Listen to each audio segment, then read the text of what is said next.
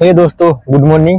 आज आमी কোম্পানিত আছো আৰু আমাৰ বাহিৰা আজি টিপ নাই তো আজি লুকেৰ কাম যে কোম্পানিৰ পৰা মাল শিফটিং কৰিব লাগে তো মই পুৱা গা চা ধুই লৈছো।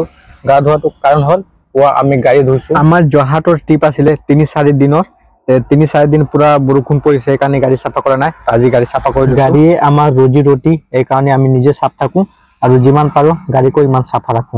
গাড়ী ধোৱাটো ধুইছো বাহিৰৰ প্ৰগ্ৰাম হলে সব পেটেনা। এতিয়া এই তেলৰখন প্লেট আহিছে এই প্লেট তো খালি হলে আমি আমার গাড়ি লগাই দিম।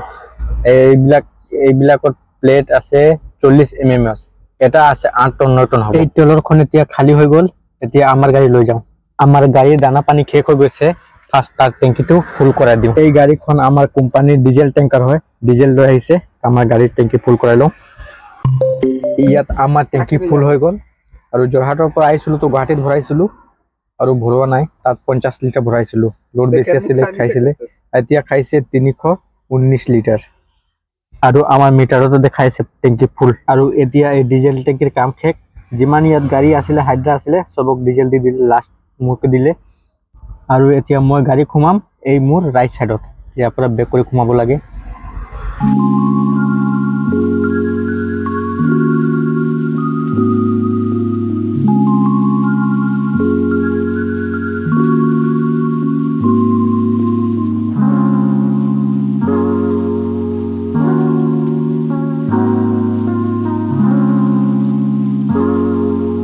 আমাৰ গাড়ি এতিয়া লোডিং কৰা আৰম্ভ হৈ গল আৰু লোড কৰি এই পিছফালে লৈ যাম ৰং কৰাৰ কাৰণে। আৰু এইকিটা এতিয়া নম্বৰ লিখি আছে ইয়াত এক ব্ৰিজৰ গাডা সৰু সৰু গাডা হয় মাত্ৰ আৰু চিনি লৈ পেলাই নম্বৰ লিখি আছে নালে ৰঙত লিখিলে এটো যেতিয়া সাফা কৰিব ৰং কৰিব এইকিটা সব মুছি যাব।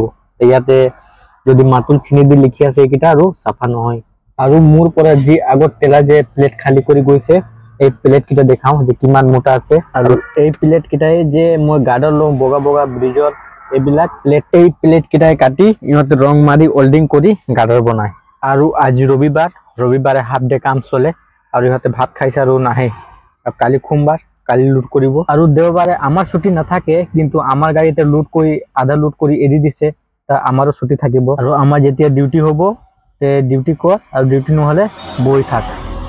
গুড মৰ্নিং দোস্ত আমি দেওবাৰে যে মাল লুট কৰিছিলো এতিয়া আমি খালি কৰাৰ কাৰণ লৈ আছো। আজি সোমবাৰ তো ইয়াত খালি কৰি দিব আৰু আমি যাম জৰহাট যিমান 4 পিস 5 পিস মাল আছিল এইটা লৈ আহিলো